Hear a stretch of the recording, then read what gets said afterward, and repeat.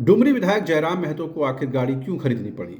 आखिर क्या मजबूरी और क्या विवशता थी कि एक बार फिर से उनको एक नई गाड़ी खरीदनी पड़ी या फाइनेंस करानी? इस बारे में जयराम महतो ने खुद वीडियो में आकर के अपनी बातों को कहा है। अब पहले वो सुनिए। में इसलिए खरीदा है कि अगर विधायक के नाम से गाड़ी नहीं होगा तो सरकार, चूंकि अब हम सरकार के व्यक्ति हैं, अब हम माननीय है तो सरकार के अंग हैं हम, तो सरकार हमको जो टीए भत्ता होता है वो हमको नहीं देती।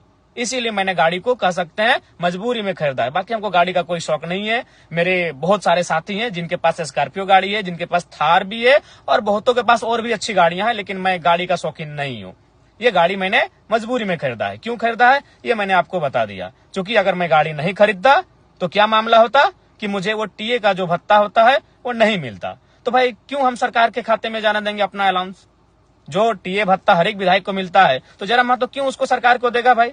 अगर वो पैसा मेरा है, चूंकि सबसे ज्यादा क्षेत्र में घूमने वाला विधायक हम है, आपको भी मालूम है। हम प्रत्येक दिन 4 विधानसभा घूमते हैं। कल ही हम बगोदर, बागमारा, टुंडी और डुमरी तो मेरा अपना विधानसभा है। 4 विधानसभा में रोज घूमते हैं। तो भाई तेल का तो खर्चा है और सरकार तेल देती है, लेकिन सरकार तेल तभी देगी, तेल का खर्चा, जब गाड़ी विधायक के नाम से होगा। तो इसलिए मैं आपको सच्चाई बताना चाहता हूं। बाकी ट्रोलर गैंग वो 5 साल तक वही करेगी। जरा मातो खाता क्या है, जरा मातो पहनता क्या है, उसके गंजी का रंग क्या है, उसके खैर छोड़िए चप्पल क्या है, जूता क्या है, वह कौन सा परफ्यूम लगा रहा है, वो कौन सा क्रीम लगा रहा है, वो कौन सा साबुन लगा रहा है, वो कौन सा तेल लगा रहा है, ये 5 साल तक उनके पास यही टास्क रहेगा। तो चलिए मैं आपको सच्चाई बता चुका हूं।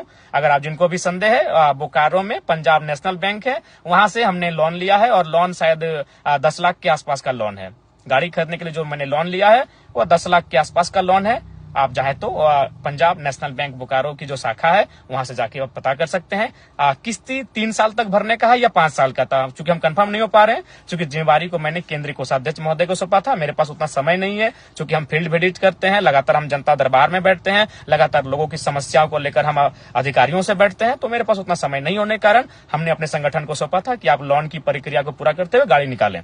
गाड़ी लेना मेरी खुशी भी नहीं है और ना ही मेरा शौक है।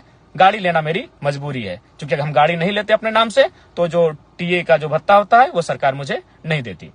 तो साफ तौर पर जयराम महतो ये बताने की कोशिश कर रहे हैं कि गाड़ी खरीदना कोई उनका शौक नहीं है, कोई उनका पैशन नहीं है। उनके दोस्त अहबाब के पास कई गाड़ियां हैं, अच्छी अच्छी गाड़ियां हैं, लेकिन उनको इन बातों का कोई शौक नहीं है। मजबूरी में, विवशता में, अंडर कंपल्शन उनको ये गाड़ी खरीदनी पड़ी है। क्योंकि अगर गाड़ी उनके नाम पर नहीं होगी तो सरकार का जो अलाउंसेस है टीए के नाम पर वो नहीं मिलेगा और उससे कहीं वो महरूम हो जाएंगे, जिसकी वजह से वो क्षेत्र भ्रमण नहीं कर पाएंगे।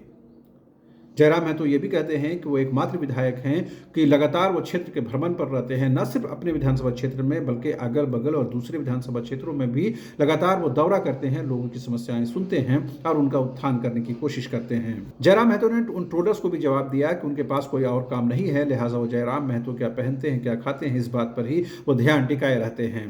बहरहाल अभी के लिए इतना ही। आप तमाम दर्शकों का एक बार फिर से शुक्रिया। Thank you so much.